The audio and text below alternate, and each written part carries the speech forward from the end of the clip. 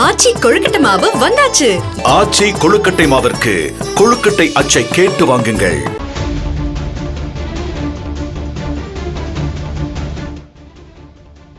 நாமக்கல் மாவட்டம் காந்திபுரத்தைச் சேர்ந்தவர்கள் முத்தையன் ஸ்னேகா தம்பதியினர். இவர்களுக்கு 4 வயதில் பூவரசி என்ற பெண் குழந்தை இருந்தது. ஸ்னேகாவிற்கும் அதே பகுதியைச் சேர்ந்த சரத்குமார் என்பவருக்கும் திருமணத்தை மீறிய உறவு இருந்து வந்ததாக கூறப்படுகிறது.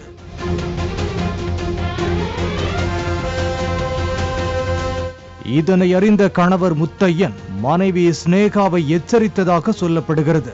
ஸ்னேகா கணவர் பேச்சை கேட்காத நிலையில் முத்தையன் மகளிர் காவல் நிலையத்தில் புகார் அளித்தார்.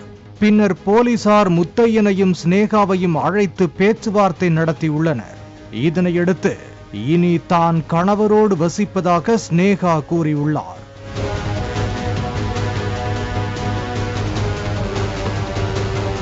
பின்னர் ஸ்னேகா செல்லப்பம்பாளையத்தைச் சேர்ந்த தனது தோழியான கோகிலாவின் வீட்டிற்கு சென்றுள்ளார். ஸ்னேகா நடந்தது அனைத்தையும் கோகிலாவிடம் கூற, திருமணத்தை மீறிய உறவிற்கு மகள் இருப்பதுதான் பிரச்சனை என்று கோகிலா கூறியதாக சொல்லப்படுகிறது. பின்னர் இருவரும் சேர்ந்து குழந்தையை கொலை செய்ய முடிவு செய்துள்ளனர்.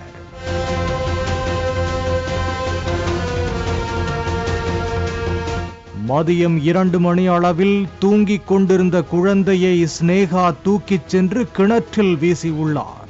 குழந்தை பூவரசி நீரில் மூழ்கி உயிரிழந்துள்ளது.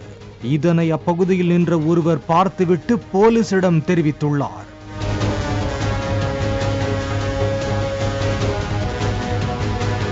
பின்னர் போலீசார் ஸ்னேகாவை விசாரணை செய்த போது குழந்தையை கிணற்றுக்குள் வீசியதை ஒப்புக்கொண்டுள்ளார். மேலும் குழந்தையை கிணற்றில் வீசி கொலை செய்ய ஆலோசனை கூறியதாக கோகிலாவும் ஒப்புக்கொண்டார்.